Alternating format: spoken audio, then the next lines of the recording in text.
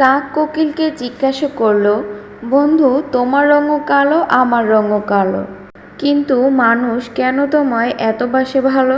কোকিল উত্তরে বলল, আমার কণ্ঠ ভালো, তাই মানুষ আমায় বাসে ভালো। কাক বলল, বুঝলাম, গায়ের রং যেমনই হোক না কেন, মুখের ভাষা যদি ভালো হয় তাহলে সবাই তাকে ভালোবাসে।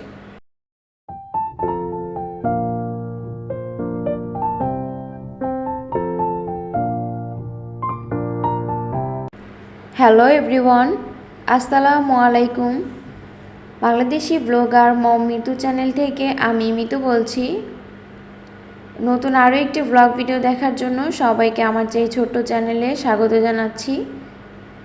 আশা করছি যে যেখান থেকে দেখছেন ভিডিওটা, আল্লাহর রহমতে সবাই ভালো আছেন, সুস্থ আছেন। আলহামদুলিল্লাহ, আমরাও সবাই ভালো আছি। দেখে ফেললেন, অনেক কাজই করে নিয়েছি। সকালে ঘুম থেকে ওঠার পরে বিছানাটা গুছিয়ে নিয়েছি আর কি। আজকে বেডশিটটা চেঞ্জ করেছি। আজকে মেয়ে তাড়াতাড়ি ঘুম থেকে উঠেছিল, তাই আর দেরি করিনি।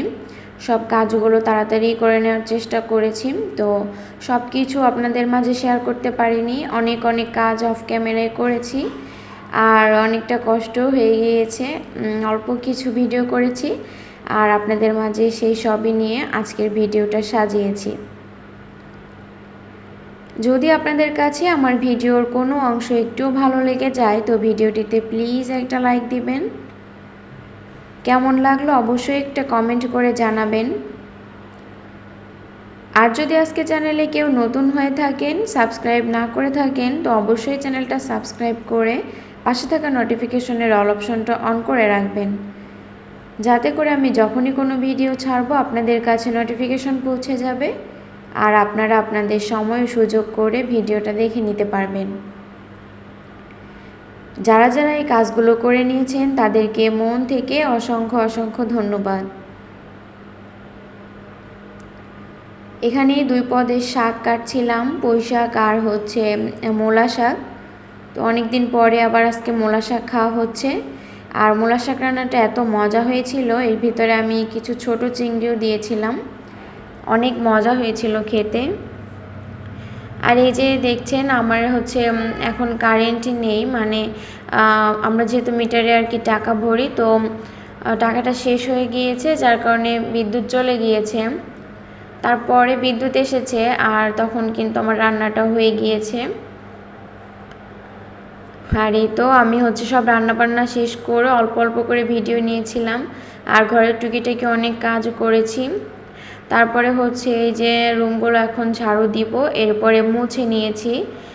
আর 2টা ওয়াশরুমে আজকে পরিষ্কার করেছি। শুধু ওয়াশরুম না, ওয়াশরুমের যে বালতি মগ এগুলা থাকে, অন্যান্য জিনিসপত্র সব কিছুই আর কি সুন্দর করে পরিষ্কার করেছি।